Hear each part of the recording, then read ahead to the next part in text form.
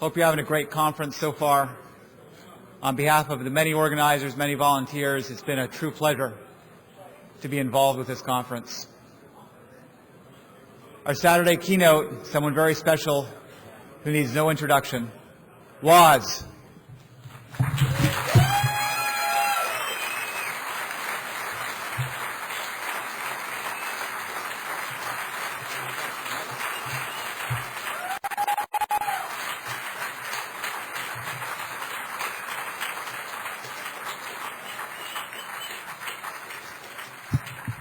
Delight to be here. This is the right place for me. I brought a hacker t-shirt with me that had binary numbers with your hand with number 4 on the front, but oh well.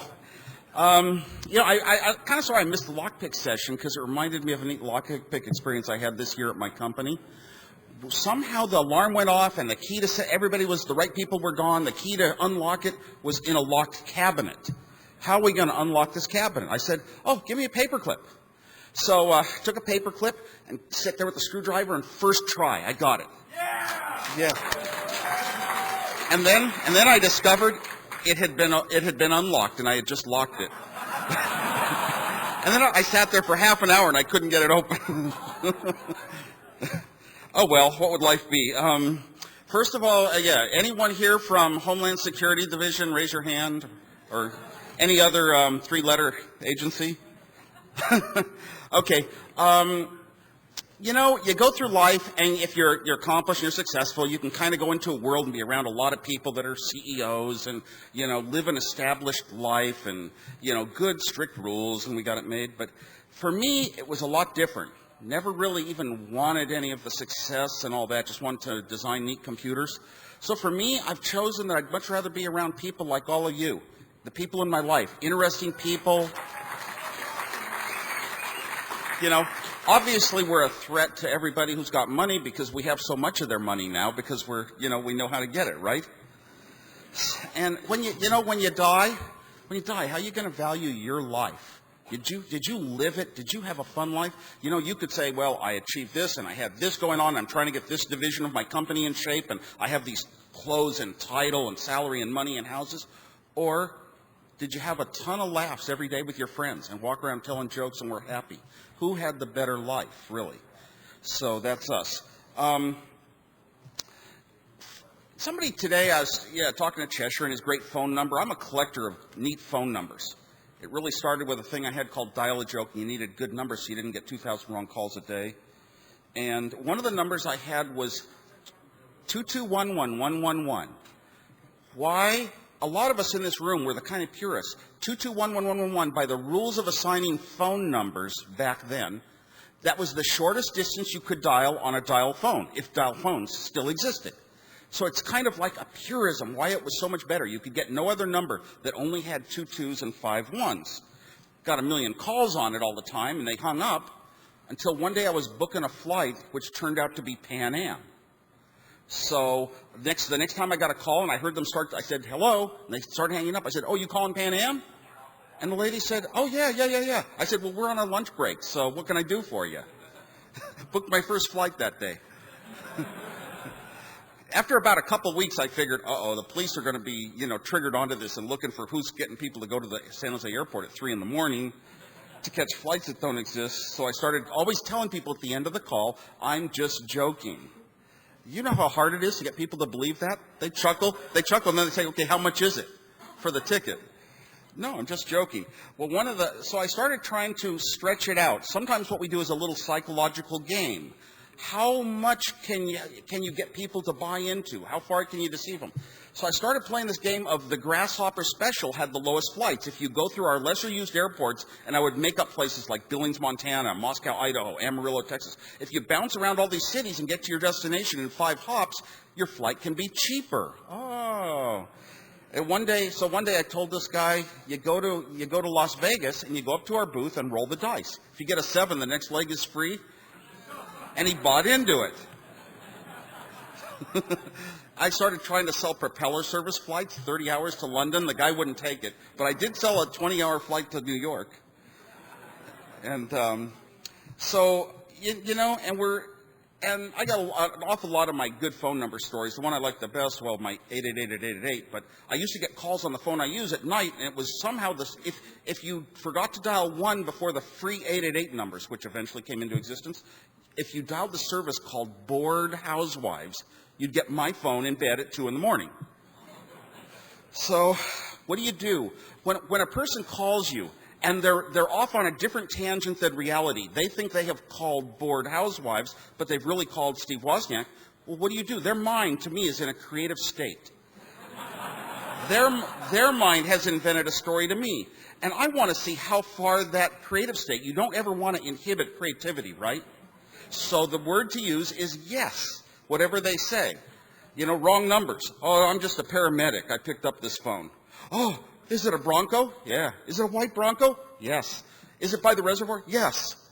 Where are you going? Oh, I don't know. I better hang up now. It's too much time on this call. So, you know, I don't know. There's a lot of people that don't really grow up with kind of a sense of humor that might be at somebody else's disadvantage in small ways. And I forget, there is a name for this.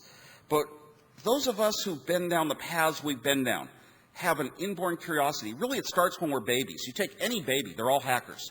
Every baby is trying to push its way out of the crib, you know, crawling around, looking at every door, every cabinet, and trying to open it or touch things and knock them over. So they're all babies, and they kind of get taught by people what the rules are, where you can go, where you can't, what's the shape of your maze. But somehow God or nature, whoever makes us, has made us that way from the start. And a lot of us like to get pleasure from the unexpected. Well, what is a joke? Everyone grows up with jokes in every culture, and that's the biggest element of humor. You tell a story along one line, and the punchline is something you didn't expect, a different story that fit the words.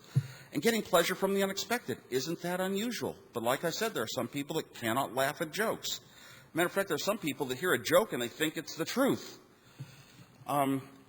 We have dreams so often that we're trying to do the things that aren't supposed to be possible. Who would have thought in 1971 that if you put some tones into your own home phone, you could dial anywhere in the world?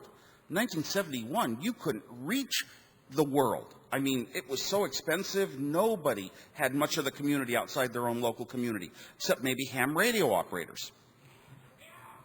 Okay.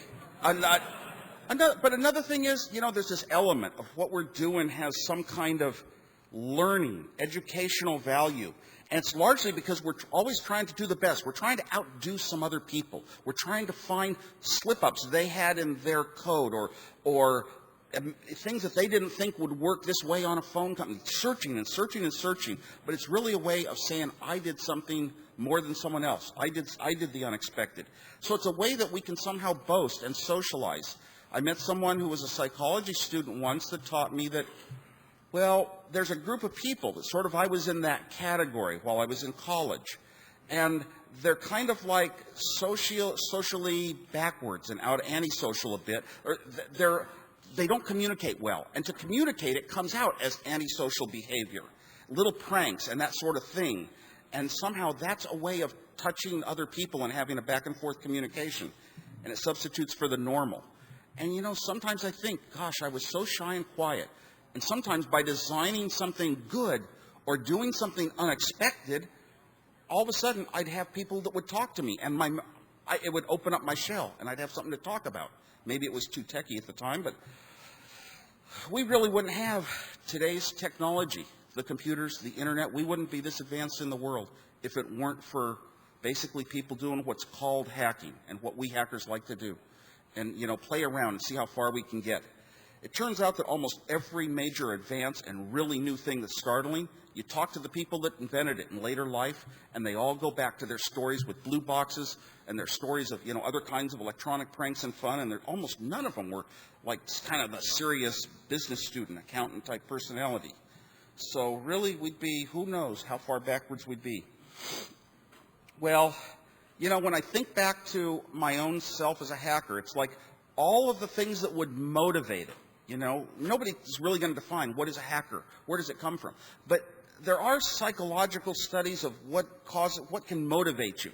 As a teacher, you find out that it's much less important the words that you use than if you can inspire the kids to want to learn, make it interesting to them, make it fun, make them smile, make them, give them praise. They'll go in back to the books and spend more time studying than they would have. And if you want to learn, you'll learn more than if you don't want to learn. That's much more important, is to motivate a student than to communicate content and information. But as hackers working on our projects, we're motivated very much by the humor. Somebody laughs. We made somebody laugh. I don't know what it is. I don't know why laughter's good, for a lot of us. We get the prestige of being able to boast about what we were able to accomplish that other people didn't know about, that it was possible in the world. Obviously doing the best, and very often trying to be perfect. It was like the early phrase hackers that came from the Model Railroad Club and at MIT. It was looking over a type of code and rewriting it, and everybody took a hand at it, rewrote it one hair better, and it was somehow simpler, or somehow everyone would look at it and say, that is the perfect code.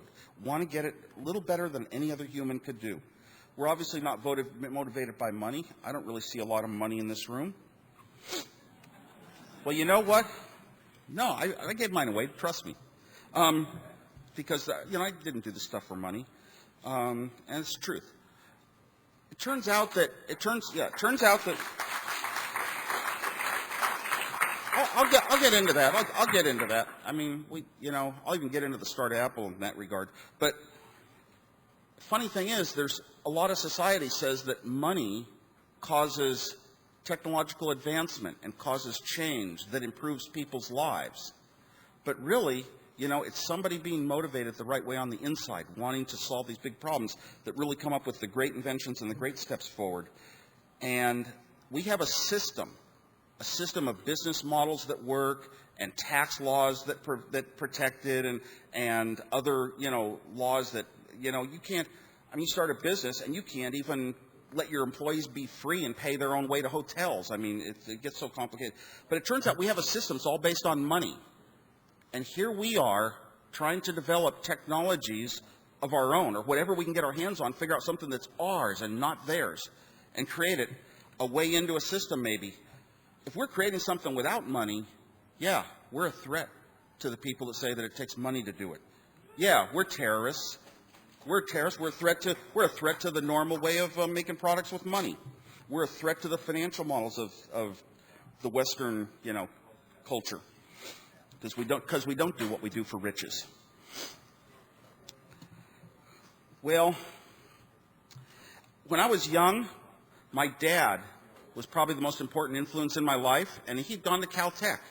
And he would tell at the dinner table sometimes some of the pranks that they had done at Caltech. And some of these pranks involved electronics and computers, and some didn't, but they were, I sat there and he didn't instruct me. Here's how you do pranks. I heard the stories, and it was fun, and I laughed. And that laughter, inside, I told myself, I am going to be a prankster. I am going to do pranks like that in my life. Didn't have to tell anyone. And it's kind of like my son. The early days of video games, he sat down with the early Nintendos and played them very young. And one time he came to me and he says, you ask him, what do you think you're going to be in your life? What do you want to be in your life? He says, I don't know, but I'm going to be a game player. So it's kind of like you make these little commitments to yourself of what you're going to do and how you're going to be. And some of us manage to live up to those youthful ideals our whole lives.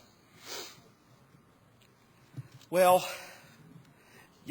what really pisses me off is when I try to tell a joke and then somebody thinks it's real. One of the first ones I tried, I took a little sign to a convention or a political event that said, ham radio operators of Sarah School unanimously support Richard Nixon for governor. It was a joke. I was the only ham radio operator in 6th grade. The flashbulbs all went off. They put my picture on the front page of the San Jose Mercury. The press treated it, and they said a school group, representing a school group. How did they get it so wrong? So I'm glad for those of us who kind of, know where things are at when need be. Well, one of the things, okay, I've had a lot of different occupations, so I've got to think of what path to go here. In 6th grade, I did build a ham radio. Back in those days, you didn't just buy it and learn a set of rules to use it like today.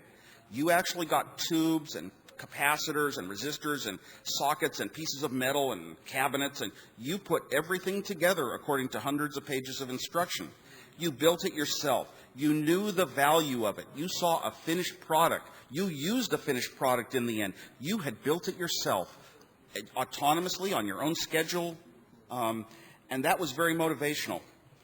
And a lot of what we do, we know the value. When you're working for a company on their computer, you know who owns the computer and what your limits are, and it's not yours. And so a lot of us grew up with wanting our own computer for that reason. In 6th grade, I got my first transistor radio. This was so unbelievable. In 1961, I could hear all those songs, all the hit songs of 1961 to this day are, the center of my core.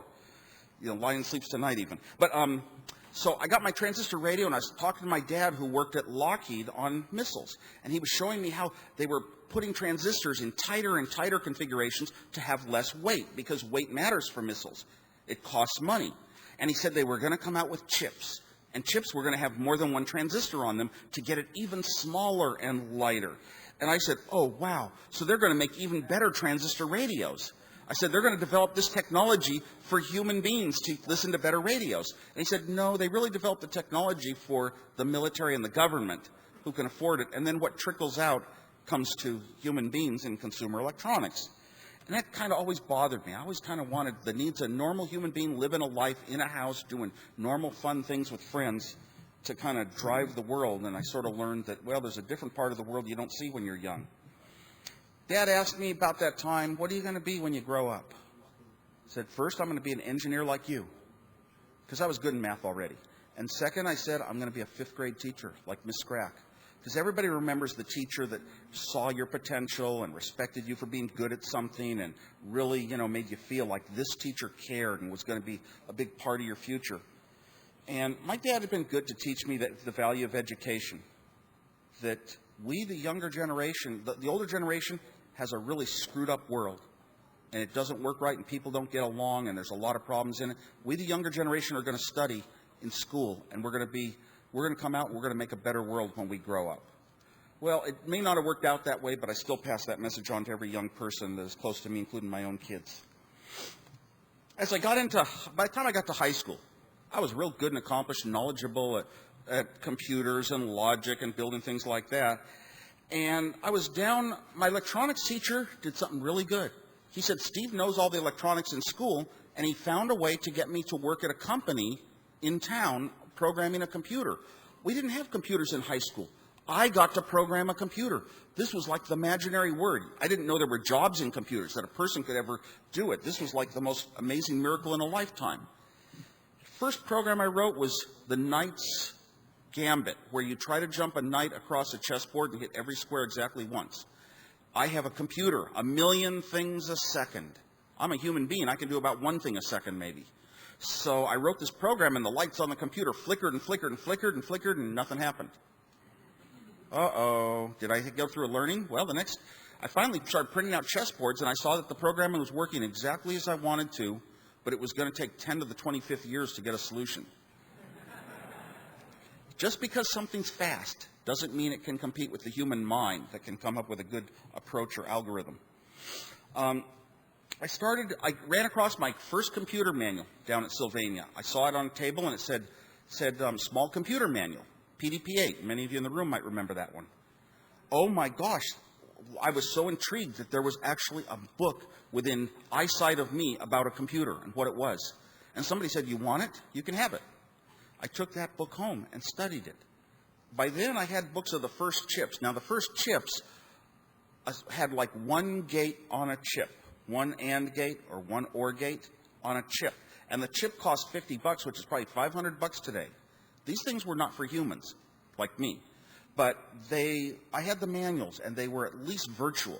So I sat down and started trying to design my version of this computer, the PDP-8. And after a while, I designed it. And it was crude, lousy design.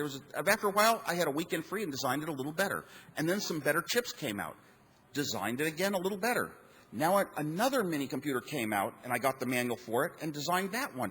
And it became my hobby of every few weeks, I would just sit down on paper and do my own design for all the various mini computers, from Digital Equipment, Varian, Hewlett-Packard, and DEC and Data General, and you would know all the names of the companies, and it became a love of mine. Where do you get computer manuals, though? There were no computer stores back then. There were no places. There were no microprocessors or anything like that either. A friend of mine and I would drive up on Sundays to Stanford Linear Accelerator Center, SLAC, because a lot of smart people work at SLAC. And wherever smart people work, doors are unlocked. And we would go around the back and eventually climb stairs and find a door that was unlocked. We'd go into the main building. We knew where the library was, go in there, and I could read computer magazines.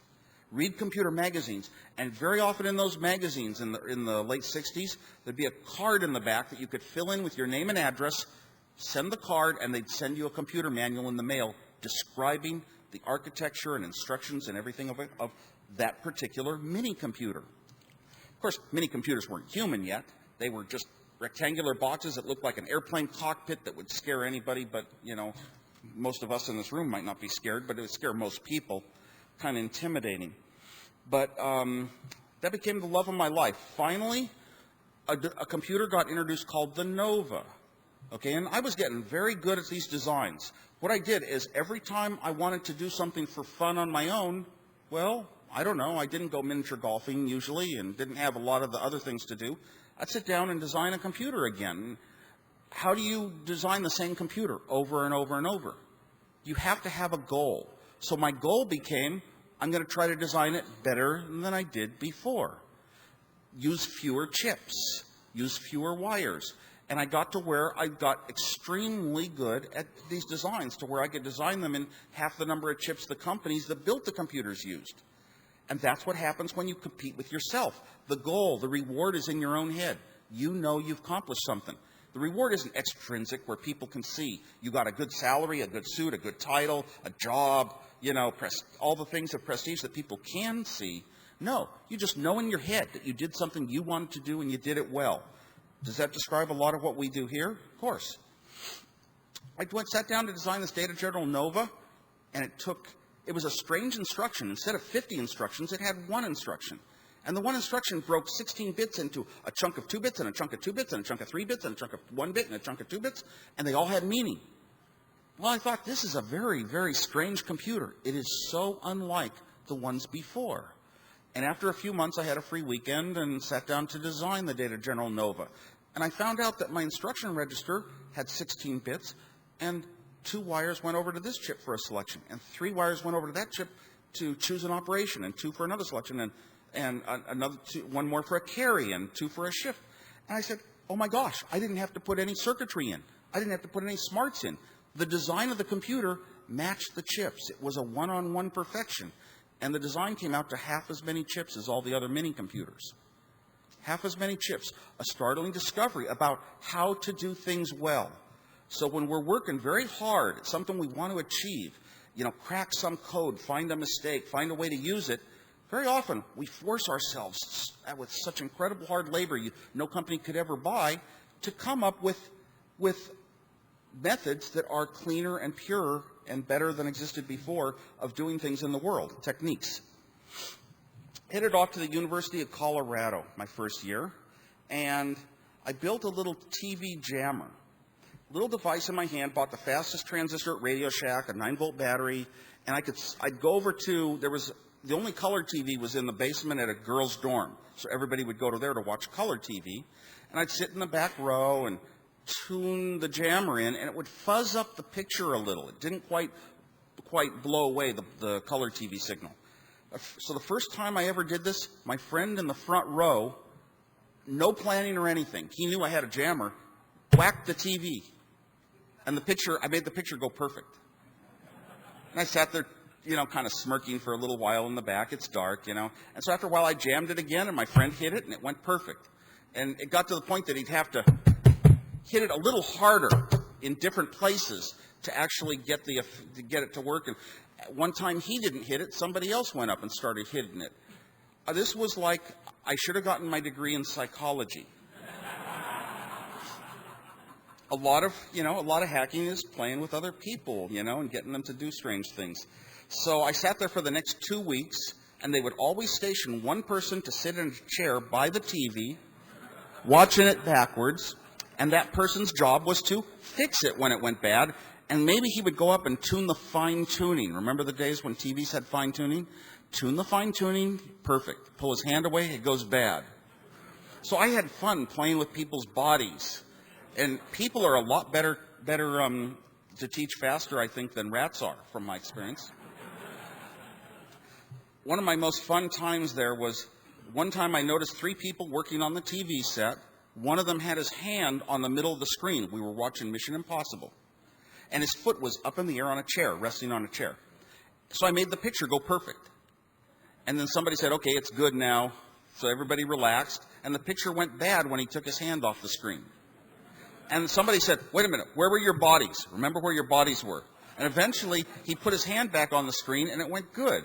And he pulled it off and it went bad. So with his hand on the screen, he now put his foot down from the chair onto the floor.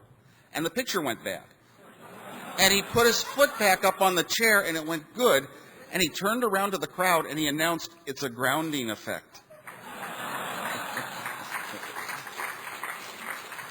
So we watched the last half of Mission Impossible, 1/2 hour, with a hand on the middle of a TV screen. For real. Another time they said it's an antenna problem. So they lifted the twin lead antenna up in the air and it fixed it. You know, and then after a while it went bad, so they lifted it a little higher. And it went bad, so they found a chair and stood in a chair. I finally got it to where it would work if the guy was up on his tiptoes and not if he came down on his heels. And the only regret I ever had playing all those little pranks on people, you know, like who would believe it? I never got caught once, but the only time I regretted was blanking out the end of the Kentucky Derby. All of a sudden, what you think were normal college students became animals. They started getting chairs and whacking that TV and they went nuts. And that scared me. That one I would never want to confess to.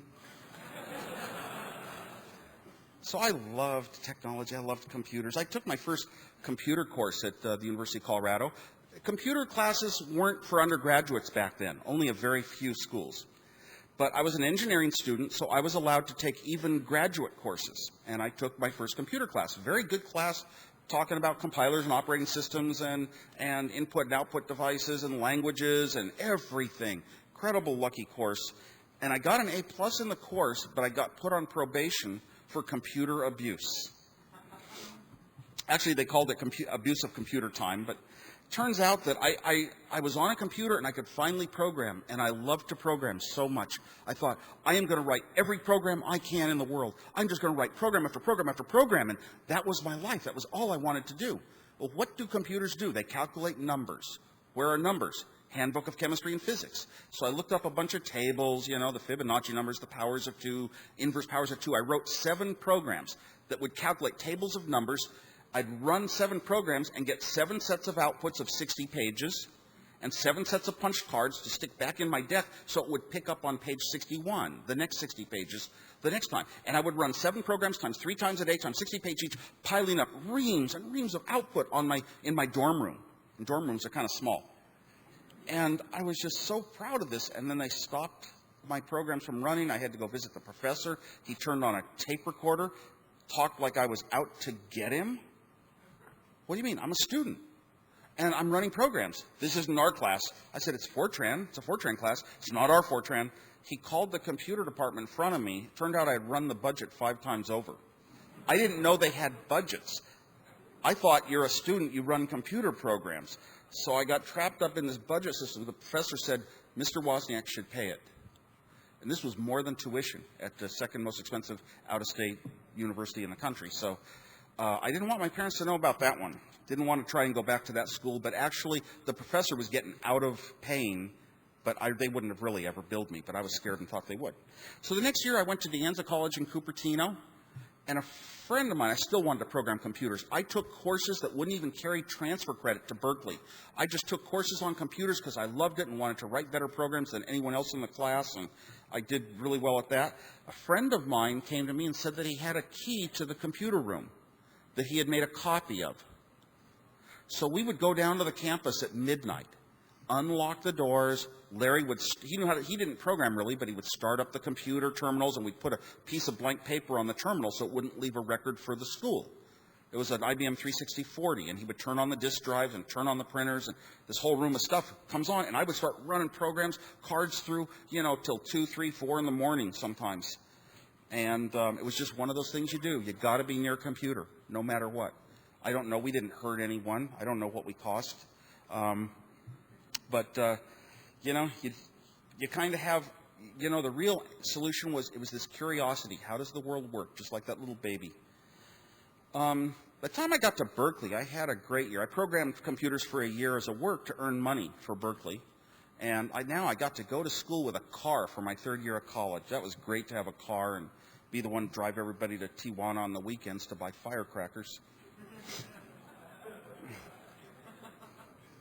I got some good stories, but not here. Well, pretty much it was funny at the end of the year to go up and down our hallway and just full of burn marks for the most part. And they never caught me for fireworks at school, but one time a guy up on the 4th floor above my room threw one out, and he threw them out the window, and he got caught. So they probably thought all of them were coming from him. It's like back in high school, put a little M80 with a delayed fuse, a cigarette or something in a trash can, and out in the quad, and it blew up. Oh man, the next day they were all upset. They shut the student quad and the student room for lunch. And another guy set off a firecracker that day in the same trash can, only he got caught. That was the first time my mind ever thought, if you're going to play a prank or something, it's better if it looks like someone else did it. Does anyone else ever do that? I would, no. So we learn things different ways. So anyway, actually back at University of Colorado with my TV jammer, I built one of them into a magic marker, real well disguised, and slid it into the rings of a little binder while I was taking notes. And to start a class, I was in a class that had 4 TV sets. Only some upper class students got to watch the professor live. So I'm in there with the 4 TV sets thinking, hey, I'll just see if this jammer works for fun and jam it and unjam it. And I jammed the TVs, and they didn't really jam very well because they were closed circuit. The TV right near me didn't really get jammed at all. The TV across the room got jammed the worst in different levels. All of a sudden, 3 older-looking students stood up in the front of class, and they started looking us over. Very small class. And I was scared. They said, whoever's got the transmitter on, turn it off. Yeah, right. I'm going to reach down to my magic marker and click it off. So I'm sitting there kind of scared through the whole class. They're watching us closely and trying to figure out who's got it. And I figured at the end of class, we walk out, and I'm safe. Near the end of class, there was a guy sitting under the TV that was jammed the worst. And he started gathering his books up to leave a little early. So as he walked towards the door, I started twisting the picture in and out, less and worse. Less and worse. As he walked out the door, I made it go perfect, and I saw one of those TA guys point like this. And later I was telling the joke to a few friends, and one of those friends said he was sitting up near the front row, and the TA said, there he goes. Thank you. It's, I got another story like making somebody else look like they did it. So at Berkeley, I wound up with an incredible schedule. I was a junior. I took 4 graduate-level computer courses because that's what interested me the first quarter. And they were all, luckily, in the same room of the same building. And 2 of them were on Tuesday, Thursday. 2 of them were Monday, Wednesday, as classes will be. And they were all one right after the other. So I could go into this classroom, sit down in one seat, and go through 2 classes in the same seat each day. I even had the same seat in the same classroom on the Monday, Wednesdays, and the Tuesday, Thursdays. And none of my classes started before noon. So I hope that was an agreeable schedule to anybody in the world. And there, kind of got into blue boxes. 2 days before going to Berkeley, on a Saturday, I picked up a copy of, I never read Esquire magazine, but there it was on my parents' table. I picked it up and read the story, The Secrets of the Little Blue Box, fiction by Ron Rosenblum. And I read this thing, and I was only halfway through this incredible story of engineers and smart people like myself hooking up wires and rewiring the networks of the phone network of America, and being smarter than all the engineers in the phone companies, and going around doing this stuff just because they were wild, crazy guys. And this was just an amazing, amazing story. So halfway through, I called my best friend Steve Jobs. And I started reading him parts of the story, especially where this guy, Captain Crunch, is sort of boasting about what he can do, but sort of saying that he doesn't do it because he knows he's being tapped, and wanting to say, Ma Bell knows I don't do that anymore, but I could. And I said, as I was reading it, I said to Steve, this article doesn't read like fiction. It just reads too true. And as many of us in this room know, that article was 100% true, the closest image to exactly what the people said and what they were like, but it was called fiction. Well, Steve Jobs and I had a dilemma. How do we know if it's true or not? Is a 1 700 and 900 hertz, and a 2, 700 and 1100 or whatever, are these the right ones? They'd given a few examples, so we went down to Slack the next day, Sunday. Nothing, and we got in, and we started going through all the books in the library, and finally I was holding a blue book, CCITT, and there was a list of numbers and frequencies, and the ones that were in the Esquire article matched exactly. They hadn't even changed the frequencies. Steve and I looked at each other, and we sort of knew that this whole thing called phone phreaking wasn't fiction. It was real. And we rushed home and quickly that day built a couple of oscillators, didn't quite get enough quality to succeed with a phone call. We believed in telling our parents what we did. They just said, don't use our phones. So if we, and we were true to that.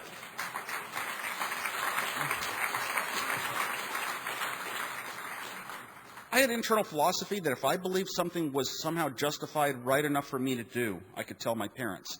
And good, it kept me from doing some really bad things. But I figured even in this blue box area, if I actually did it and got caught, I was young enough to get my wrist slapped. And that was the one time in my life I'd really be able to do something like this if it was real. Well, and oddly enough, by the time we actually finally got our first blue box call to work from Steve's house, we immediately drove up to Berkeley and never made another call from our own houses. We obeyed our parents' rule.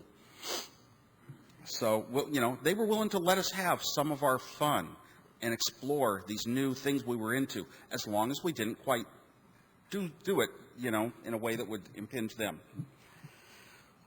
Well, after a while, I had developed this blue box, and I'll get into, we managed to meet the unknown Captain Crunch back then, which is very lucky. But after that, Steve Jobs came, and he said, let's sell them. Everything I ever invented in my life, he'd come and say, let's sell it.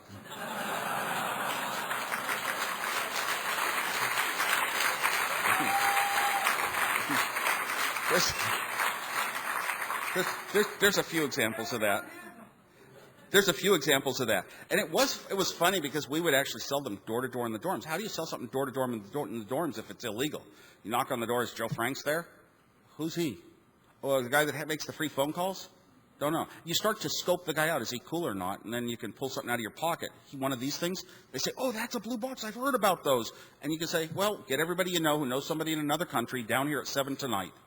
We'd show up with amplified speakers and tape recorders and tape the whole thing. And I was very shy, but for an hour and a half, I was master of ceremonies, explaining all the famous phone phreaks and the stories and what they could do and how amazing it was and the flaws in the phone system. And then we'd start making calls around the world, and you call the phone in the next room over, and you talk in one phone, you hear it a second later, and all these great, amazing things. But it really gave me, like, the first time in my life I was on a stage. So we had a lot of fun doing that. One time we tried to sell one to some guys in a pizza parlor, and they liked our demonstration in the back, but they didn't have the money to pay for it.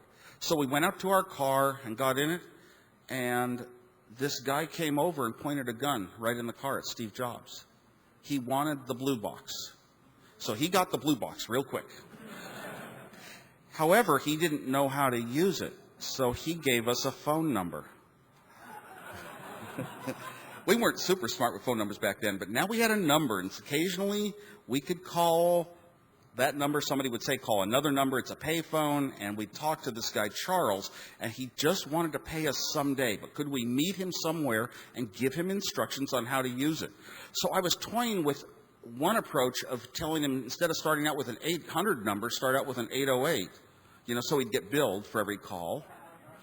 Or maybe telling him a way that would get him busted for sure. Use a 555 number. But we never went that far.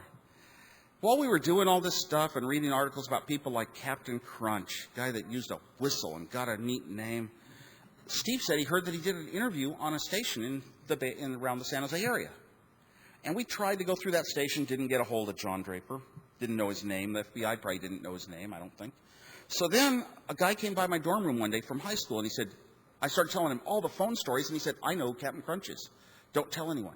His name's John Draper. He worked at KKUP in Cupertino. Whoa, what a surprise. So we called KKUP, and we said, is John Draper there? And they said, he dropped out right after the Esquire article, dropped out of sight. So we knew we had the right guy. And 10 minutes later, the phone rang, and I had been seeding my dorms with stories of the biggest hero in phone freaking and all the amazing things he'd done, and I'd exaggerated the stories, and everybody in the dorm knew that he was going to come visit me that night, and probably everybody was nervously looking out their windows hoping to get a glimpse of this incredible, kind of, what do you call the opposite of a hero? Whatever. So the door, my roommate stayed in the door. He wanted to see what John Draper looked like. And Steve Jobs and I were there, and there was a knock on the door, and I went and opened it. And I was expecting the suavest, guy in the world with coats, sport coats, and the man with the woman. Opened it up, and there he is, kind of ragged, missing teeth, and he's John Draper. And I looked a little stunned, and he said, I am he, Captain Crunch.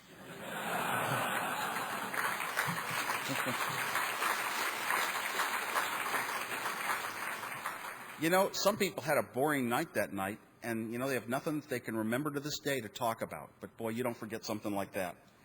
Anyway, he came in. He started explaining codes. He started helping us get our first successful international calls to go. We went out to Kip's Pizza Parlor until 2 in that morning trading codes.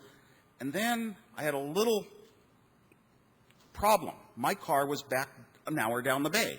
I had to drive back at night and get my car at Steve Jobs' house and drive it back up to Berkeley. And it was kind of late at night. Well, on the way back, Steve's generator was bad and his car broke down on the freeway. We said, well, you know what? Crunch was going to come back this way in his van. Maybe he can give us a ride. So let's get to a payphone. We walked to a payphone at a gas station, said, let's try to use the blue box. We've never done it from a payphone, but John had given us a little advice that night in the pizza parlor, and we made a call. Steve Jobs makes the call on the blue box, and the operator comes on the line. And he hangs up all scared. The operator came on the line. Whoa. So we said, let's try it again. And we tried it again. And the operator came on the line, and we got so scared we put quarters in, and a cop car pulled up. Cop pulls up. And we had long hair back then, so the cop walked past me and shone his flashlight into the bushes. And his back was turned to me. So Steve Jobs, shaking hand, passed me the blue box, and I had a coat on, so I got it in my pocket. Whew. Then the cops turned back around, and they search us. And they find this thing in my pocket with a keypad. And a cop said, what is it? And I said, it's an electronic music synthesizer. It makes tones. And I played a couple of notes, not enough that he would know it wasn't music. But this cop, he's holding the blue box. He says, what's the orange button for? And Steve Jobs said, that's for calibration. The cops, this is our story. Second cop came up. Cop took the blue box first thing, and he says, what's this? And I said, well, it's an electronic music synthesizer to make music electronically. And those things were unheard of back then. I mean, the Moog synthesizer had just come out, and getting some fame. He said, what's the orange button for? Steve Jobs says, that's for calibration. It's computer controlled. And cop looks at it and he says, where does the computer plug in? Steve says, oh, that's inside. Well, these cops, we knew we were caught. So, that's how it is. So the cop said, what's happened? We said, our car broke down. And the cop said, we'll take you out to it. So we got in the cop car. They're holding the blue box in the front seat. This cop turned around, passed it back to me in the back seat. And he said, well, a guy named Moog beat you to it.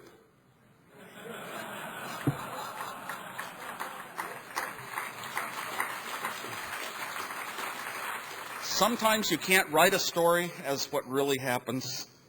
That was the night we met Captain Crunch. Of course, I finally got home. I ride with John Draper, and I drove back to Berkeley in about 3 or 4 in the morning, fell asleep, totaled my car, no collision insurance, lost my whole car, everything. Walked into the dorm room at Berkeley, walked an hour and a half from Oakland, walked in on my roommate at 7:30 in the morning, and I said, good thing I didn't pay the $25 parking fee this quarter. I mean, you got to joke about anything in the world, no matter how bad or hard it is. As has often been told, yes, I did actually place a call to the Pope once from the blue box in the dorms, one of these tape-recorded demos, and sold the blue box the next day. And as John Draper likes to say, I was calling the Pope to make a confession. Well, eventually, I wound up with an incredible job without a degree yet, working for Hewlett-Packard. I took the next year off to work to earn money for my 4th year of college. And I got a job at Hewlett-Packard designing calculators. The Hewlett-Packard scientific calculator, the HP35 had come out. It was the most incredible product in the world to engineers. It was going to change life forever for us. And how could you ever luck into a job designing them? Even though I worked all day long designing at Hewlett-Packard, when I came home, I didn't want to get away from electronics. I wanted to keep doing it. I wanted to keep doing fun things. So I had lots of outside projects. Probably the one I'm most proud of. As a matter of fact, I think some media interviewed me the other day. What are you most proud of in your life? And I really said, it's this. I started the first dial-a-joke in the Bay Area. I had had a year of blue boxing at Berkeley. I had learned about dial-a-jokes around the world. We never had one in the Bay Area. I wanted to start a dial-a-joke. Sounds easy. You couldn't buy an answering machine, right? You couldn't buy a telephone back then. This is 1971, 1972. And so how do you do it? It's pretty expensive. I just wanted to. Nobody else had ever done it in the San Francisco Bay Area. You've maybe met a lot of people in your life that started companies, right?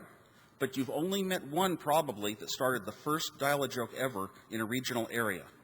This is probably the wrong crowd to say I'm the only one. But anyway, had to rent a very expensive machine from the phone company. It broke down. The tape ran out from so much use. It ran out after a month, and I always made them replace it with a new machine. So I was getting my money's worth by having to rent it at a high price. And it was kind of cool because it was a little bit like chat rooms were eventually to be on the Internet. I could get tons of calls coming into an answer machine all day, and after work I could come home and take live calls. Hello, thank you for dialing dial-a-joke. Today's Polish joke is, and I would tell a joke quickly. Thank you for dialing dial-a-joke, and hang up. Matter of fact, in my Blue Box days, I liked humor so much, I had built one special button on my Blue Box that would go automatically dial a call. One call, and it dialed Happy Ben in Los Angeles. Anyone remember Happy Ben? There's this old guy singing Happy Days Are Here Again. That was my favorite thing. So now I had my own dial-a-joke, but I could come home and take live calls. And when I took live calls, I always had books of insults by me so I could always beat the kids. Even though I was older, they would normally beat me with ability to talk and communicate and come up with clever ideas, but not if I had books in front of me.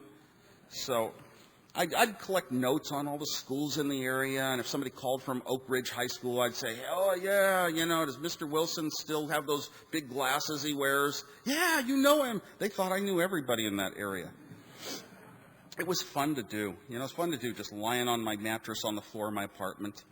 But I also got involved in other projects in those days, like the first hotel movie systems.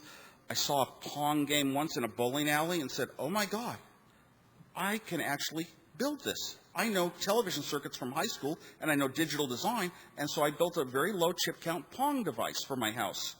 In those days, it was hard to come up and build something. It wasn't really possible. TVs did not have video in. But every TV set in those old days came with a schematic. Can you imagine? It's almost like every program today coming with source code. Every TV had a schematic. So you could go figure out where to tap a video signal in and what little transistor interface to make it right, and send your video into your home TV. Now, I couldn't afford any input-output terminals. Couldn't afford a teletype, but everyone has a television for free. So that was really the only solution for me. And I got my Pong done, and it was pretty good. And I did other like home pinball games. And I was into the fun things you can make with electronics. The earliest VCR. What was the earliest consumer VCR? A lot of people might say it was Sony Betamax, but there was one before Betamax, and it was from the United States. Nope, Cartravision. Probably not many people know about it. They had a big, huge PC board that was the spinning motor itself. The parts of it were on the PC board. And it was a big helical scan deal. But you had cartridges. You shoved them in. The company went bankrupt right away, and there were like 8,000 of these units available for $60 each. So we Hewlett-Packard engineers would go down and buy them and look at the schematics and figure them out and make them work. And they actually worked. Color VCRs for $60 in 1974-ish. Pretty amazing. So electronics was so much a part of my life. Inside the company of Hewlett-Packard, outside the company. One time when I was taking jokes on Dial-A-Joke, I was kind of one of those guys that would never quite really be able to meet a girl the right way to ever have a girlfriend. And I met somebody on Dial-A-Joke where I was kind of anonymous and wound up marrying her. So I even met my first wife there. So I'm very thankful for those sort of things. Eventually, I couldn't make any money. I couldn't afford it. So I said, all these 2,000 people a day are calling. Why don't I ask them for money? Post Office Box 67, Cupertino, California. And these kids sent in money, lots of them. But nobody even sent in a dollar bill except once. And so in 3 months, I got $11 in coins. That was all. So it was sad. I finally had to stop Dial-A-Joke. As I ran it, humor changes throughout time. What's good, what's allowed, what's okay. We didn't have political correctness yet, but I told Polish jokes. Well, there are Polish societies. The Polish American Congress Incorporated is a company, and they support Polish people. 12 years later, of course, I was to get their highest distinction, their Heritage Award. But at this point in time, the popular jokes of the United States were Polish jokes, and I was telling them. So they threatened me with a lawsuit for maligning people of Polish descent. Oh my gosh, I thought, I'm Polish. These are jokes. We're not serious. So I went on and made a joke that day. I said, hey, the Polish American Congress Incorporated doesn't like our jokes, Polish jokes. Why don't you call them up and tell them what they're full of? Well, and I gave them a phone number. So that might have amounted to thousands of calls. Anyway, the next letter from their lawyer accused me of malicious and obscene phone calls, so I guess those kids didn't quite understand what I meant. I meant to just tell them that they're funny. We like them. So I talked to their lawyer, and I said, or their president, and I said, well, what if I change the jokes to Italian jokes? And he said, that's fine. This is before political correctness. And the whole idea was a joke makes a person look bad, right? A certain class of people gets you a stereotype. Well, I told a joke at a University of Colorado engineering graduation once that was an example of what, it's hard to even tell. And the joke was, what do you call 4 Mexicans in quicksand? Cuatro Cinco. It's a play on words. It's a cute little play on words. I offended so many people that night. Seriously, I did. I got really horrible things said to me. So, I don't know. To me, how do you measure life? Happiness equals smiles minus frowns? Maybe. Well, eventually, I got a call or something from an old friend, John Draper. I liked to go visit John every few months. He wasn't a close friend. He was a little strange, but he had great stories of if you tap the hook switch at this exact time between the 2-click or the 3-click section, you can somehow get the operator to come on and get free calls. He had method after method after method. If you go to this one payphone in Los Altos after 6 p.m. at night, instead of calling 611, it puts it on a machine that starts clicking out 298 something, a San Jose number for telephone repair. But you can start tapping out your own New York number instead from a little machine in the phone. He had all these amazing things. Once told me a code to tap into phone lines. I called it and tapped into the FBI.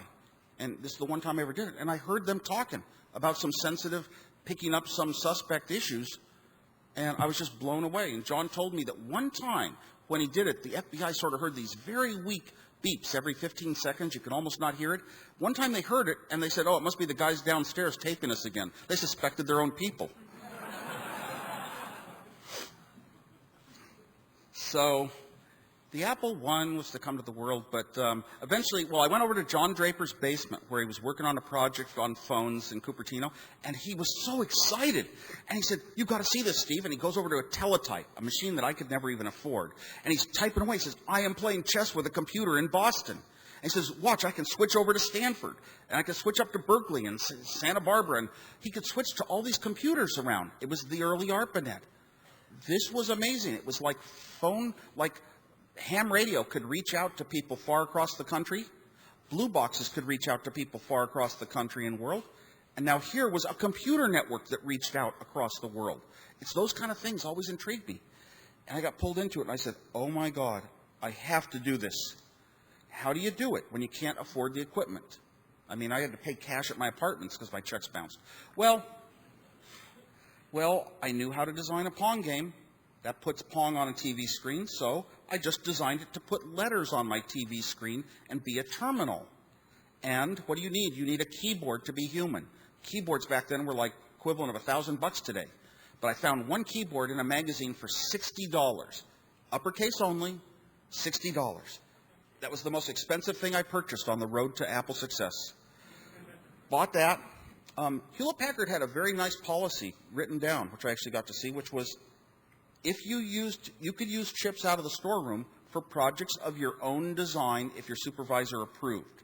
So I had access to chips. And this keyboard for $60 made the whole thing go, a little interface chip. Got my terminal working, I built a modem, and I could call a number at Stanford, and I would talk to all these computers. I almost never did it. There wasn't really anything I wanted to use the computers for, but it was neat to have been able to do it. It was just from the hacking spirit and telling other people what an incredible, amazing thing you can do that almost anybody in the world wouldn't even know about or think is possible. And then a friend called up, and he said, Steve, a club is starting up, and it's for people who build terminals and things. And it was very lucky that Alan said that, because if he had said it's a microprocessor club, I would have said, I'm not going. I don't know anything about microprocessors.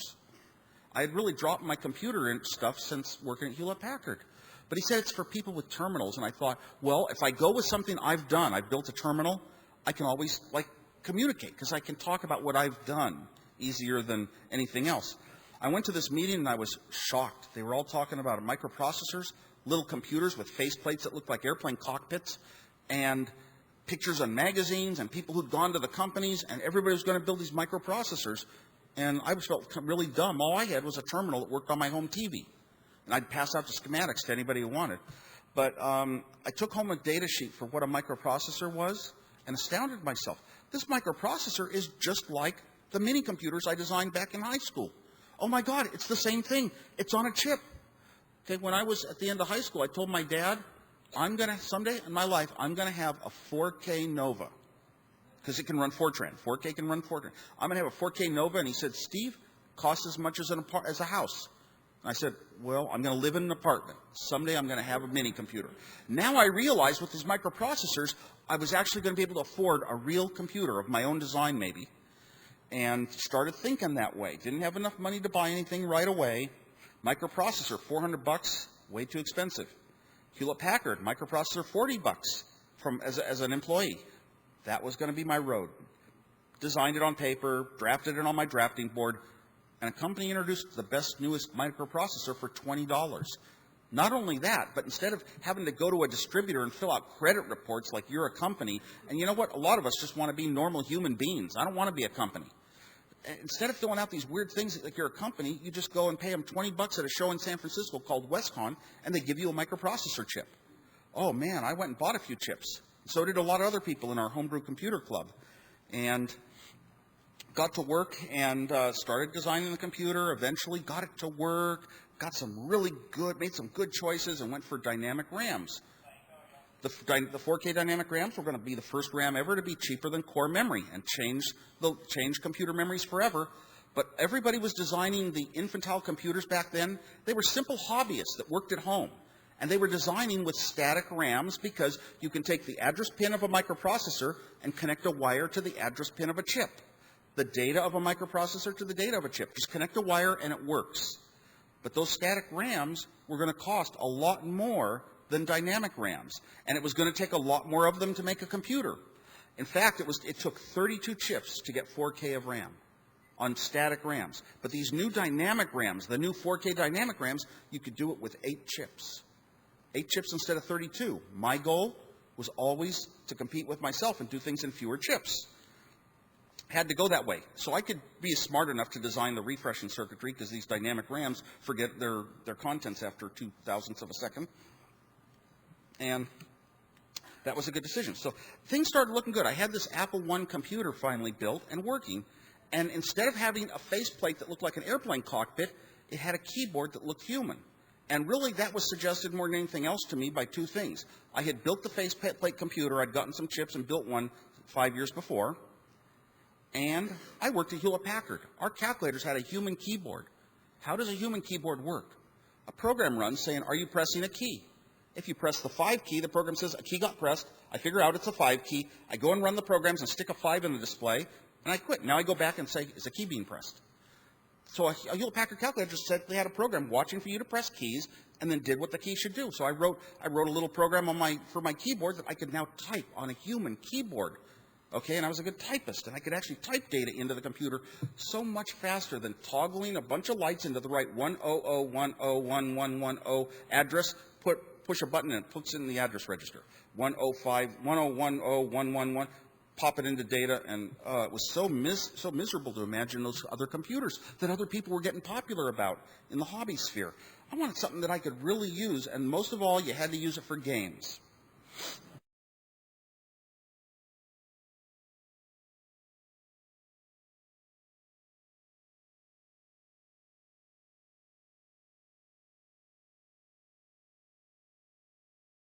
Now, I went down there and felt that the computer club is information, is something you've learned, should be made available to the world. People can learn from what you and extend it and do other things. It's different than making products. So, of course, I would pass out schematics to almost everyone in the computer club, schematics of the Apple I. The listings of the code that was in it, I would pass them out. They were given away freely to try to share, because it was a sharing environment. How many big companies like Apple ever started out by giving away their stuff for free? So it's kind of unusual. Nowadays, you go to a company, everything has to be secret, not talked about, not exposed, even if it doesn't matter if somebody knew what you were doing. So the Apple I, Steve Jobs, that was another one. He said, well, let's sell it.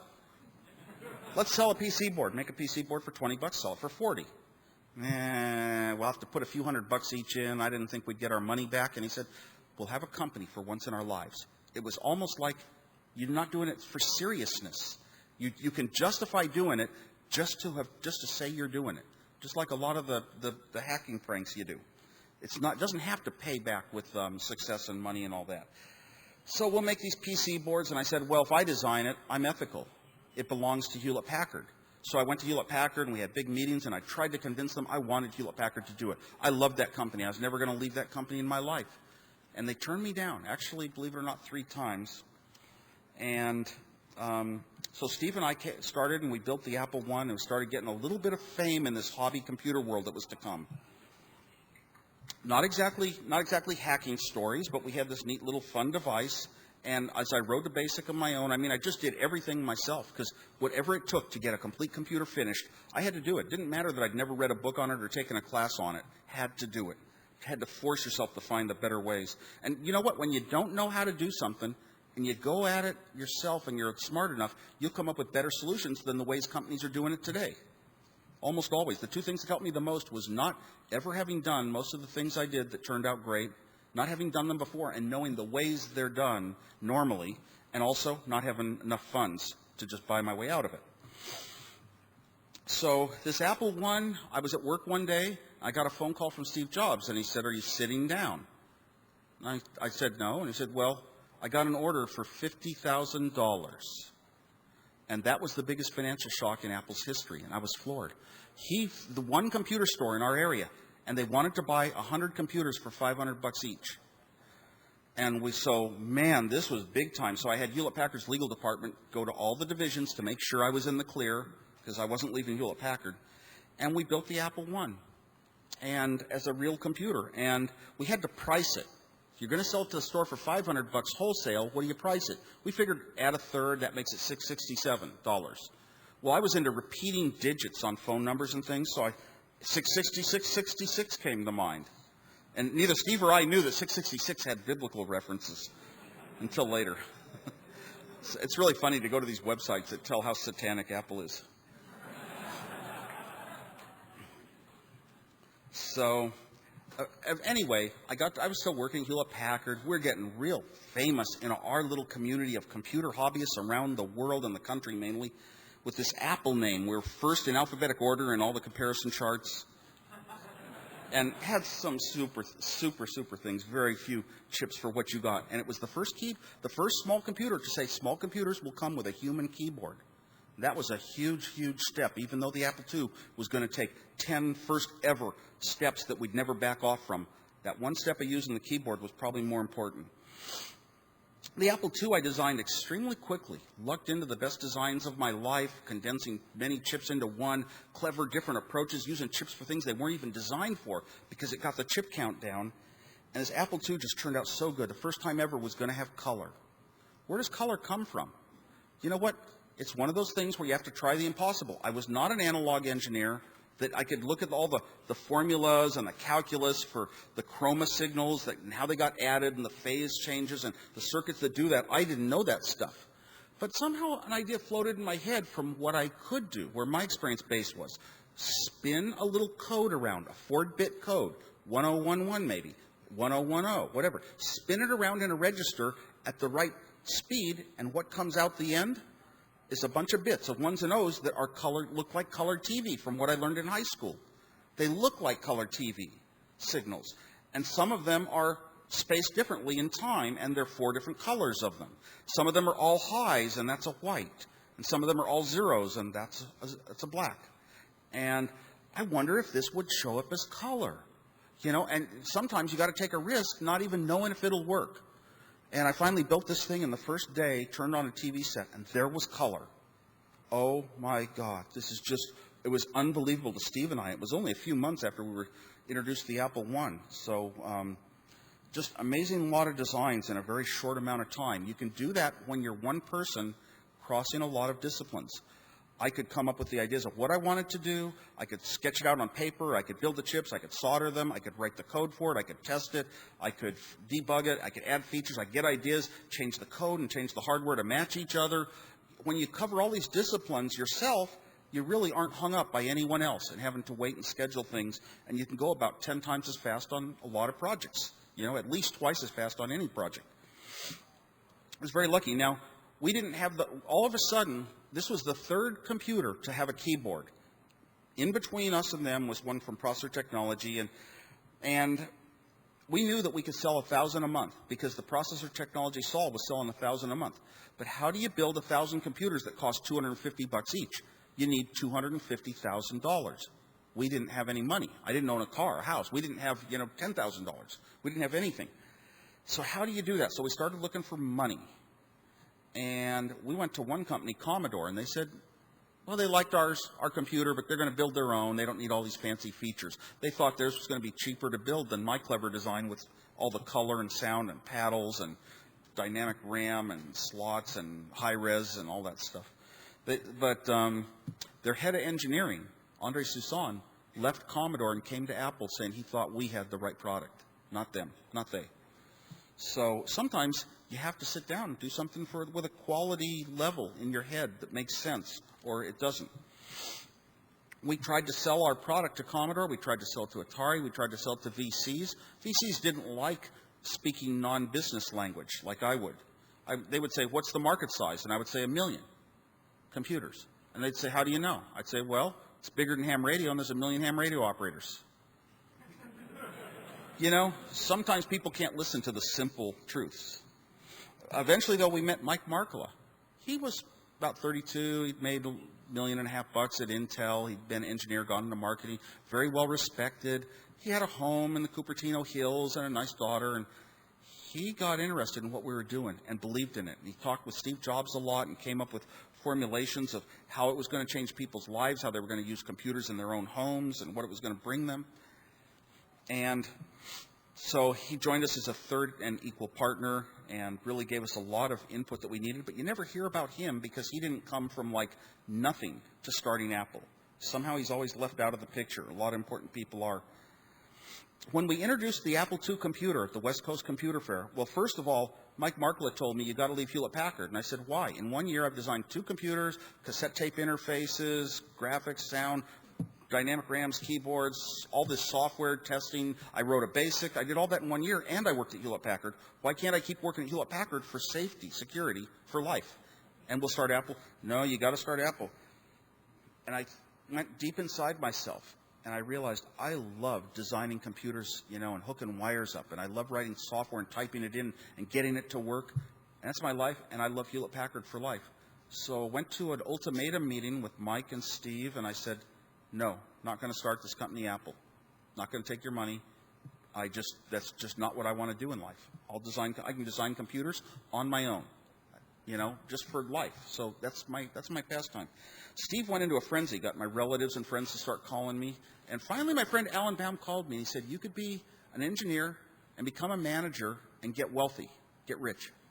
Or you could be an engineer and just stay in engineering and get rich. And it was when he said that I could be an engineer for life, that instant my head flipped over and said, yeah, we're going to start Apple. As long as I got one other person saying, you don't have to run a company, because just can't do all those horrible political things and stepping on people's toes and standing up for things that aren't really justified by technology and design and mathematics formulas and all that. So we started Apple, and it was very lucky. When we introduced it, I did a little prank. There was a computer called the Altair, and there was a new microprocessor called the Z80, and a lot of Z words sort of implied we've got the Z80 chip. So I made up a brochure for a new computer called not the Altair, but the Zaltair. Did this brochure. It was two sides of a colored piece of paper. So carefully, it would say Psycholac is a trademark of Borg Warner, and other trademark attributions were in there, and correct addresses of company. And then I said, we got to make this corny. And I did it with a friend over the phone in Los Angeles because I didn't want to get traced to these 20,000 brochures I was going to make. I mean, I didn't realize until then that that's how many get distributed at these shows. So I wanted it to look corny. So I opened up Byte magazine and found the corniest ads I could. Sphere had an ad. Imagine this, imagine that, imagine this other thing. So I had mine saying, imagine a banjo with 6 strings. Imagine a car with 5 wheels. This was should have been a clue to any smart person that this whole thing was kind of phony. And then I said, I use the Z words. It's the Zaltair computer, and it runs BASIC. And it has personality as some software thing, and went through all this. And instead of the S100 bus for cards to plug into, it had the Z100, 150, which we called the S100 with 50 extra slots. so hokey. And then I had a little comparison chart that had normalized numbers. The new Altair computer was 1.0 in every category because it was supposedly from that company, which was, what was the company that made the Altair? MITS. It was supposedly from MITS. And the next category was their other lousy computer, the MITS 680, and it kind of got sort of close to 1.0 numbers. And then all the other computers, the Processor Technology, Sol, the Apple, and a few others, had horrible numbers out in the 8s and 9s. Like it was so phony a chart. And I was to laugh my head off the day that Steve Jobs was looking at it and said, hey, we didn't do too bad. Because he didn't know I was doing any of this. And but then I had to come up with something a little bit, extreme. So I had a little deal on it where you could send in your crappy old Altair computer or your Altair 680. You could send them into the factory, and you would get a discount on this new one, a real good discount. So I was thinking, these things will pile up on their dock from people sending them in. And remember, it's better if it looks like someone else did it. So at the very top, I wish I had it here, the little brochure. At the very top of the page, I had in italics a quote by the president of MITS. And the quote was something so dumb, predictable refinement of computer equipment. But if you took the first letter of each word, it spelled processor technology. And I figured, all these little computer people, they're going to find that. Nobody went to the Homebrew Computer Club the next day after we distributed a ton of these, and even though they were being confiscated by the reps, I had ways to get them out. People were holding them up in the air and saying it was a hoax, and they found out from the rep it was a hoax, and nobody spotted that processor technology was in there. So finally, Gordon French, in whose garage the Homebrew Computer Club started, came over to Apple. He's chatting with us, and I pulled it out. Did you hear about the Zaltair? And I kind of led him through each of the letters of the quote, PROCC, and everybody was joining in, and Jobs actually said Y at the very end of processor technology. And it all started because when Gordon walked in the door, he said he knew who did it. It had to be Gary Ingram, I think was his name, or something, of processor technology, because he has a strange sense of humor. And I could hardly conceal my chuckles, wondering how he'd already pinned a guy in processor technology who I tried to frame and nobody had spotted. But it was kind of funny when Steve Jobs got so excited thinking the thing was real. Randy Wigington and I had to make an excuse and go out to a restaurant for a while to hide our laughter. Well, eventually, throughout time, Apple was successful, and, I had other things I wanted to do in life. I told my dad in 6th grade I wanted to be a teacher, and I decided I was going to start trying to teach computers. How do you know if you can teach? What is teaching like? It's blind. I'll go in blind. And taught 1 student first, then 2, then 6, and then 22, and it just grew and grew. And loved teaching those young kids. The fun they had, learning new things every day and exploring. And the biggest day of all in their life was the day they got to be a server. And they learned how to toggle all the things in the Macintosh, and it made their Macs a server. And then they could access everybody else around the classroom and send files and stuff like that. And I always told them, if somebody doesn't protect the right areas of their disk, and you get onto it, you can do anything to it you want to mess them up as long as you can restore it to what it was. Every year for 8 years, that was the rule in my class. If you do something to somebody else's computer, you can get it back to what it was. And they'd come up with the funny pranks that makes the fonts black and the menus black and the screen black and everything black. So somebody turned on a computer and they couldn't see one darn thing. But they could laugh and get it back to what it was. Or hide folders and things. I looked up once in the class, this girl, Sandy Runyon, says, Steve, my control panel's just disappeared. And, and I'm, what? What's going on? You sure? And she said, hey, another folder just disappeared. And I looked over, and there's little Daniel Lease hunched at his keyboard, kind of smiling.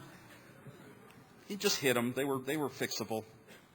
I actually did one like that I'm just about to discuss, but it was so much fun. It was more important to me in the class that everything you did with computers had a fun element, an attraction, or something, especially imagination and how it worked. And the kids sometimes even found things in programs. They'd say, I got a little arrow to move in ClarisWorks, Steve. I said, ClarisWorks can't do that. I did it. Sure enough, this kid had a bunch of little white boxes, one over the other, that made this arrow seem to move. So I learned things from those kids all the time. What fun could you have? As when it comes to things like passwords, I did very little real hacking in my life, a few attempts, but I was always so independent, I didn't have other people giving me clues as to where to go, and I never worked with operating systems. My software was the lowest level software near the hardware. I rarely came up close to an operating system. So, getting passwords, there were only 3 times in my life that I ever actually cracked a password of a person. The first one, I don't know if he's here, was John Draper. And what I did was he was using my, hi John. He was using my, he was sitting in his apartment using my terminal that I had designed, and he put his one hand, his left hand, over 4 keys, the WER row, and went 4 clicks. So it was 4 letters, and it had to be from those keys. And the second guess I had, it was the word WERE. So Steve Jobs and I went onto his account at Call Computer, and there were a bunch of files, and one was labeled resume, and we were laughing. We were going to put a whole bunch of prison stays at the bottom of it. But we didn't. We didn't even do that to John. Another one that I cracked was I was teaching the kids in my house about computers all through my life, and one of my stepsons, Adam. I tried the password Adam. Oh, my God, it worked. So I'm into his computer, and I can move his folders around, do whatever I want with them. So what I did was I managed to stuff his folders way down, a mile down in the lower right-hand corner, out of the way of anything, where it would take forever to even find folders within folders within folders to finally get down to your own hard disk. And then I went upstairs, because you never want to quite leave the evidence you did it. So I went to his mom, and I said, hey, sometimes, Adam shares his computer. Sometimes you can actually crack a password. Let's see if we can do it. So she sat down at her keyboard, and I kind of led her through the steps on a Macintosh of how to mount a server. Adam, I said, try this for a password. Try this. Try his birthday. I said, why don't you try his name? So she tried his name for the password, and now she was in. And she thought she had done it. And I said, well, it was just a blank screen. You couldn't even see his folders. So I said, why don't you put a little folder there and just title it From Mom?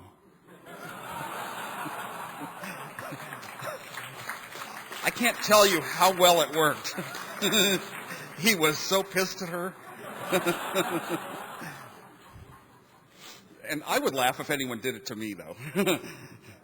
The third one, I was sitting in my office where I taught a lot of classes to young 5th graders, and I went on, I looked at the server list one day, and there was a server called Send Me Porn at killerjupe@aol.com. So my friend Ari looked up, and Killer Jupe, his profile on AOL.com, a kid named Dan in Los Gatos. I'm getting concerned. We ran around the office and couldn't find that server. And then I realized someone who dialed into our network could show up as a server. Maybe he's dialed in, and we checked the dial-in logs, and one of my former students, Sean Pinner, was dialed in, but nobody named Dan, like this Killer Jupe at AOL. And it's confusing. What's really going on? We couldn't figure it out. But he was dialed in. I checked him out. He had no protections on his hard disks, on all of his disks. So I started putting in those funny little programs that always make it look like when you're shutting down, it says, got to erase the hard disk, and the only option is okay. And some of those things, stuck a few into his folders, but I couldn't figure out who it really was. First name Dan. Now, we wanted to get his password for AOL, so we tried a few guesses, and I guessed Jupe, because his screen name was Killer Jupe. And Jupe got me in. Great. I mean, people protect their passwords so well. Matter of fact, one time my son on AOL, real young, maybe 4th grade, he had this little method where he could unleash, you were the room master, and you could unleash a question. And everybody would answer it one at a time and get rated as correct, incorrect, or ignore you. They hate if you ignore them. And you could do these little trivia master questions. And I told him once, I said, why don't you just, so they'll know that you're a phony, you're not the real trivia master, you just sort of hack your way in, why don't you ask them what their password is, and then they'll all know you're a joke. He said, what's your password? 40 people came back with real-looking passwords. And I tried them, and they were real.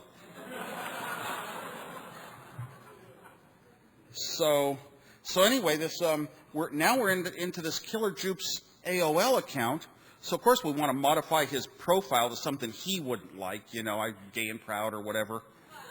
And modified a few other things, sent a few notes to his friends. He's telling a girl in Santa Barbara how he was coming out, and she was the first to know. And eventually, a couple days later, we checked his account, and he had mail back from his friend, as a matter of fact, Sean Pinner, the account he'd been using. So he was hacking his way into my service because he didn't really have an account, but he was using me. So it was like I had caught a hacker, and I was hacking back on him. And he came in so he dialed in, and now he was blaming his friend for having done all these things to his profile and put him into child mode on AOL and all these other things. So, and this was getting funny. We wanted to find out who he was. We finally found out. Went and made a purchase on AOL, typed in my credit card number, got to a screen that filled in all the AOL data on the person. And I got his real name and his real address, and he was a real person. But we figured out, Ari and I figured out by then that he was about to, figure out somebody was into his account and finally change his password, and we'd be locked out of all this humor. So we decided one last shot. So as a last shot, Ari was so clever on this one. He typed a letter to AOL Terms of Service from the account saying, this is Mr. Wiseman, the father, and just cussing out those AOL people, telling them they couldn't find, a cuss word hacker, and they should be sent to a cuss word place, and all this stuff, and just cussing them out. And at the very end of it, he put in a little touch I came up with, which was that he had engraved their name on a bullet, but they'd have to look down the barrel to see if he spelled it right. So then, a few minutes later, take a deep breath, 5 minutes later, Ari sends a second note, supposedly from the kids, saying, I just got home from school. My father beat me to the computer. Please ignore what he said. He's just all upset. That account lasted about another 10 minutes. So, I wish I knew the psychology of why we do these things and laugh at them, because, most of the people in the world wouldn't be able to see any humor in that. All they'd see is the person being hurt. But, there are crazy people.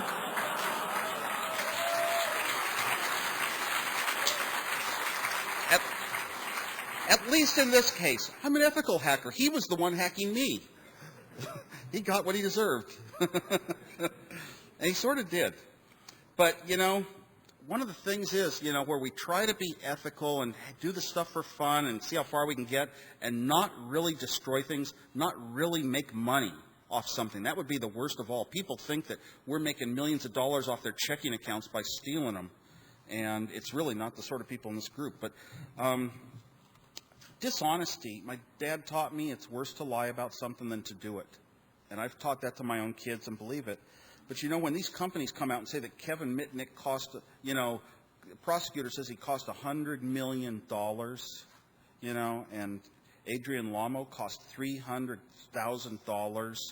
These numbers are so made up and phony, and we know it. And a judge might not, because it came from a reputable person, a lawyer called a prosecutor. You know, that's dishonesty. If anyone ever wrote that off on their tax returns, they should be in jail for fraud and white-collar crime and everything. And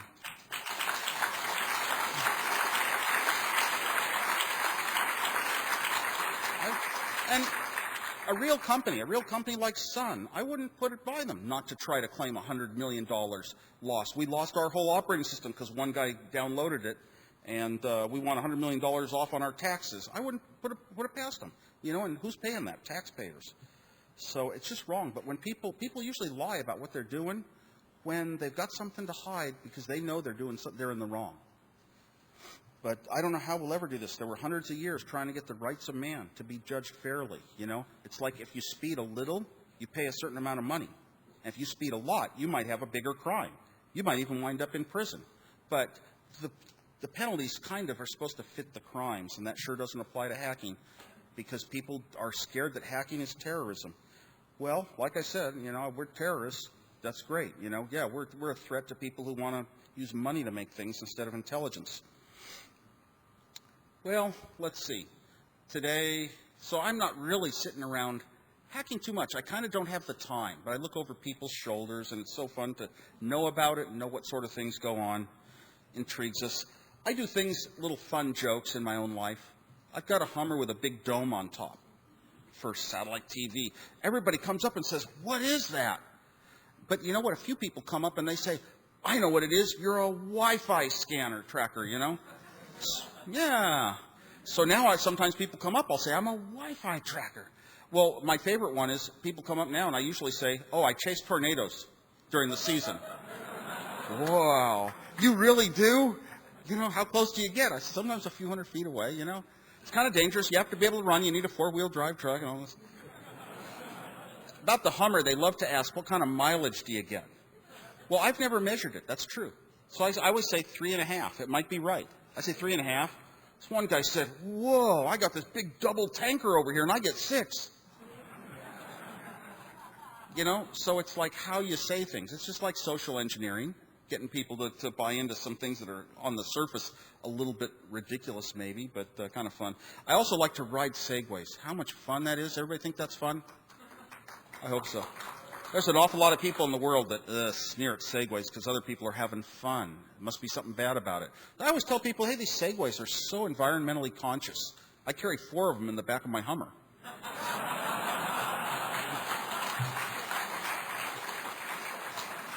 Another prank I've done for a long time is I discovered step by step that you like unusual things, not the normal.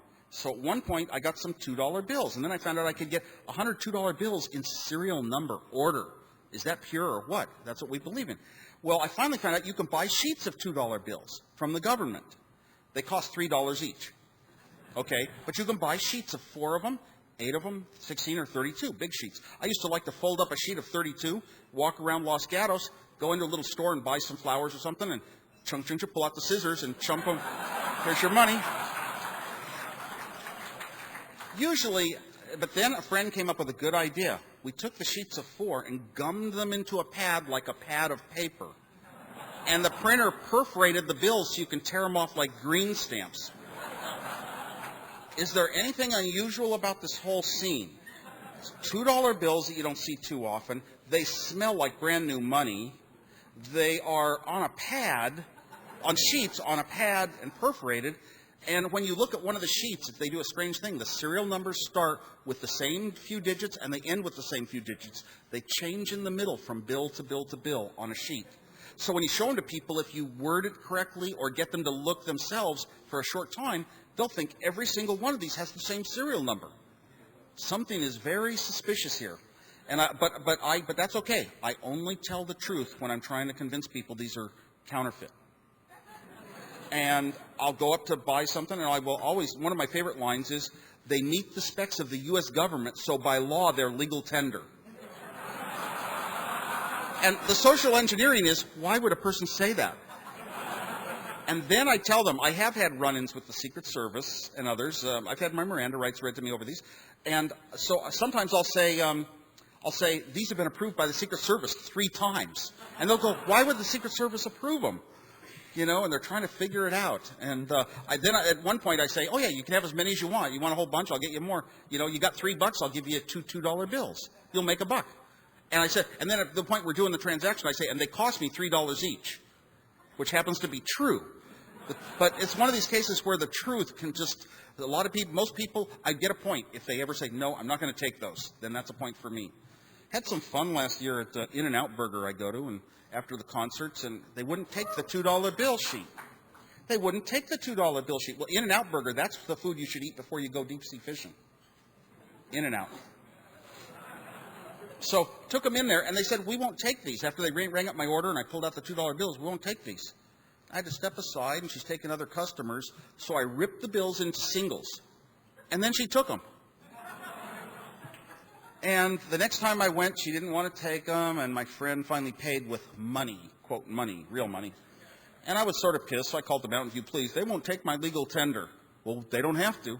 They can kick you out for any reason they want to. Well, it's not that they're refusing to serve me. They won't take. So now I was pissed at the Mountain View Police for nobody listening to my little corny story. So the next time after a concert, I drove my Hummer in the line, and I made sure I didn't have any money in my pocket except for a sheet of $2 bills, a packet of them. And I got up to the window to pay, and I showed the guy, and he said, oh, no, my managers won't touch this, won't take that. And I said, well, that's all I have. And finally, the kid didn't know what to do, and you saw him disappear in the background. And we got this recorded. My friends were in the In-N-Out Burger with video going. We got the whole thing recorded. He disappears behind a wall. I don't know where he is. And you hear this huge, loud voice of the manager. What the f*** is that? And throughout the entire restaurant, everyone heard it. It was just a very mad manager. And this is the restaurant where they have biblical quotations on each cup.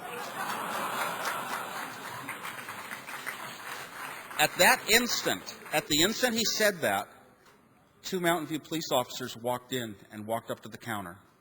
And so he handed the bills. They handed the bills to the policewoman, and she looked at them, felt them with her finger. She said, I wouldn't take that. And then she turned to her partner, and we got it on tape. We were standing right behind them.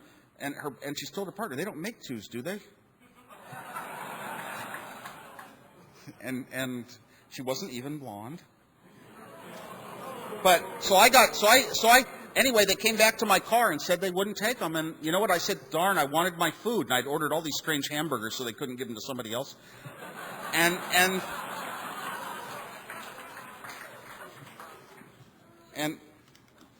they said, we can't take them. So I said, I really wanted my food. They said, I'll give you your food. I'll give you your food. I just can't take your money. So good. I'm sitting there waiting for my food for free. That's sort of a point. And right near the time the food came, the guy came back to me and says, yeah, we can take your money now. I got permission. We can take your money, your 2s. So I guess that was a big win. I've been into laser pointers since the early days for pranks. In the earliest days of red laser pointers, nobody could afford them hardly, so I could afford them. And I bought red laser pointers, and I loved to sit in a restaurant, in a bar, and shine up the end of somebody's cigarette, bright red, and let it go out.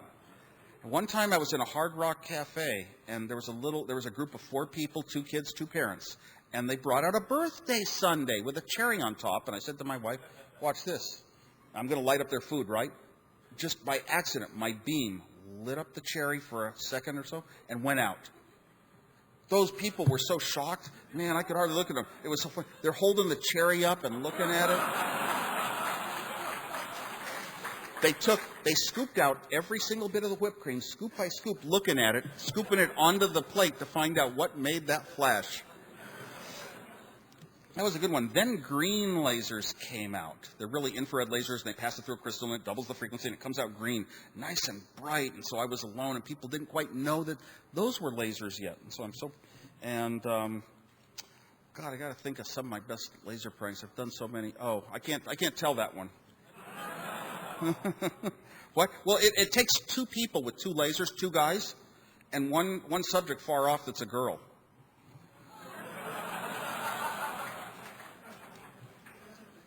So I'm going to close with a little comment about my great dad, who was an engineer that gave me answers to questions that I had. He didn't direct me real strongly towards engineering, towards a type of life, towards values in life, towards school. He let me develop my own, but was there to help when I had questions and teach me things.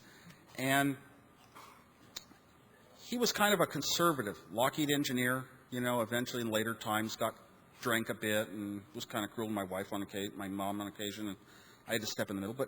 But he was kind of like a Republican, but a real moderate one. And he taught me that we were a great country because we had this great Constitution and we had this great freedoms. And the freedoms that we had were to do things we wanted to in our own homes. We had a freedom of speech that we could speak out. You could even criticize the government. You could even criticize the president. And that was your right. And these things just made it sound just like we had these and no other countries had them. And that's what made everyone think America was the shining star of the world. And I felt so good about, this place I lived. And in your home, you had privacy. If something was in your home, it was yours. And if radio signals came into your home, you could tune a receiver and listen to them. Boy, was I disheartened the day that they didn't stop letting us use scanners on the frequencies of cell phones. It's like something that I was taught was a core principle, of my country had been yanked out because of people whose phone calls got overheard or something. We were democracy. We were not a dictatorship. We thought for ourselves. We had our own freedoms. We were our own bosses in a sense. And all those things are very pertinent to a real young person. We could vote. We got to vote. And we got to say. We got to have education and a vote. And we got to vote. And we had the right to change things, even if we wanted to change to communism. We had that right. But you know what?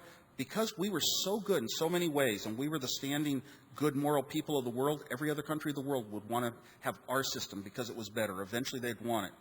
And he also taught me about sovereignty. You don't go to war unless somebody's attacking you. Another country can be Russia and have communism and be very, very bad by our standards. But that's their country, and they run their own country, and you don't invade without a reason. And education was the key, he taught me, because the younger generation's going to grow up and make this a better world than their parents. Last thing he taught me, technology is good and improves life. He really asked it as a question. I always thought about it, but I always decided for myself, yes. Thank you. That's the end of my prepared comments today.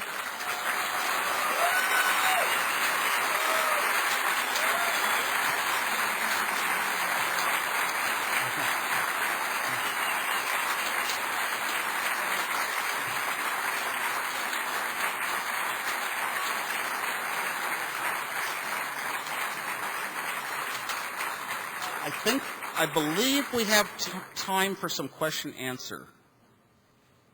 5 minutes, so we don't have very much. There's some microphones. Anybody at a mic? Here's a microphone. Okay, let's go. Hi, Mr. Wozniak. What's your take on emulation in video games these days, especially emulating older hardware that's not commercially available anymore?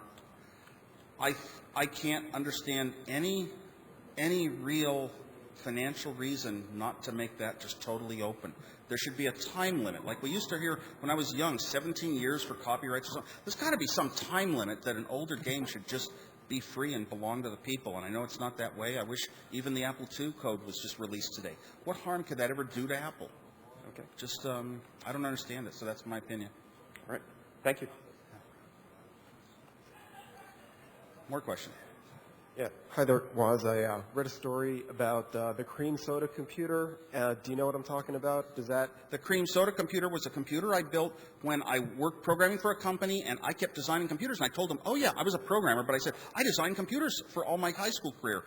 And I could never get the chips to build them. And they said, oh, I've got a connection at Sylvania. An executive did. I'll get you the chips you need. Wow, I designed a real small computer, built it.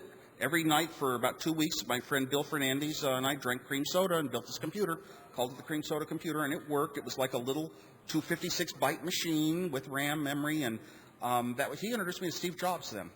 Really? Yeah. Was he Apple employee number 2? No, this was Bill Fernandez. He actually was a technician, worked with me at Hewlett-Packard, where I worked, and we made him the first offer to be Apple employee number 3. Steve and I started it. So he was really the third one, but he got badge number 4 because he couldn't leave HP until a month later or something. And didn't the cream soda computer blow up or something? The cream soda computer. Yeah, funny story. I got the press down to my house one day, or my mom did, and yeah, I'm showing them a program that I toggled in on switches, and it really runs and it really computes, and somebody stepped on the wire and we put 35 volts onto the chips. So, but you know what? It's the journey is the reward, or having done something is more important than having it. Yeah. Thanks, Woz. Thanks. Hi. You talked a little bit about how you value sort of the hacker vision of education and teaching yourself and learning, things like that. And I'm wondering, as an educator, whether you think there's any chance that that form of education could be brought to schools these days, or whether we need to look elsewhere, and if so, what would a mass education system, not just one that's reaching hackers, but reaching people who don't think that they want to be hackers, how do you reach them to teach themselves that way? Yeah. My view of education is very much don't close off and block a lot of the avenues. When youngsters want to explore and learn more things, let them go there. There is a little bit of a problem, which is the more students a teacher has, the more money they can have in salary is one of the issues. So we have a very high class size number. If your class size got smaller and smaller and smaller, closer to one-on-one, then you can let the kids have the freedom to go open up any cabinet they want to and not shut them off from as much learning when they need it in timely fashion. But I really do think it boils down to cost. I don't think our schools, and as a result, our private schools, which are sort of similarly priced, I don't think they'll ever have that small of class size because of the way that they're funded by government. We decided that everyone has a right to an education, even the poorest person, so governments pay for the schools. But governments have a big, huge spending pie, and they slice it into slices for different purposes. And the slices are determined according to how many votes you can get for a certain slice. And the votes for school, a family of 5 doesn't get any more votes than a family of 2. A family of 5 should have 5 votes. And then the school bills would pass, and the amount of money schools have would be proportionate to what nature wants. But, you know, an elderly gets to vote on an elderly bill. You know, a toothless person gets to vote on a dentist bill, but children don't get to vote on schools and how good they are and how much money they have. Thanks. Yeah. Hi. So I read a story once about Apple's name in relation to Alan Turing. I just wanted to know if this is a bit true or not. No, I don't think it had anything to do with Alan Turing. Steve Jobs came up with the name. He's kind of secretive. I don't know for sure where it came from. He had just come back from a trip to orchards where he worked. They might have had apple trees in that orchard. I never even asked because I don't even ask questions. The first comment I had was, there's Apple Records. That was the biggest thing in the world back then. And to this day, we're still fighting Apple Records. Yeah. Yeah, this is referring to something. You answered this question on your website, and I just need to hear it from you again. I started prior to Silicon Valley, and they portrayed Steve Jobs as this crazy wacko. And I thought it was really far out. And did they portray him accurately? First of all, I didn't see him portrayed necessarily as a crazy wacko. Maybe eccentric in certain ways. Eccentric, you know, a real ass maybe. I don't know. The personality of Steve Jobs was portrayed in that movie extremely accurately. People that know him are just shocked at how well Noah Wiley did with that role, because many of the minor personalities, they got him very well, they got Bill Gates pretty well, they got me very well for personalities, but many of the minor ones, they were just way off. Of course. Every single incident shown in the movie happened and kind of had that meaning. That was surprising, too. They didn't happen that way. You can't recreate it. The people who made Pirates of Silicon Valley didn't interview any of the principals. They wouldn't talk to them for legal reasons. Right. So they did it all from research. The principals, who does that include? You? Now, Steve Jobs was shown being very cruel to some of his own employees. I remember that, yeah. And this I know for a fact because I hear it from so many of them. I have never once witnessed that sort of thing. I've never once witnessed outbursts and embarrassing comments from him because I didn't really hang around him so much. He ran a company and I did engineering. I designed products. And he was always polite around me and to me. So I can't, other people have seen horrid things and tell me they'll never work around him again. So it must have some validity. Okay. Thank you very much. Mm-hmm. Last question. You have had such an amazing journey through your life. If you had to do it again, would you? I would do it the same. I could never ask for a better life. When I was in 6th grade, I would have asked for this life, right? I wanted to be a joker and a teacher and an engineer, and the only thing I would never, ever, ever be able to be, because I was shy, was a speaker. Well, you're doing a very good job with that. Thanks.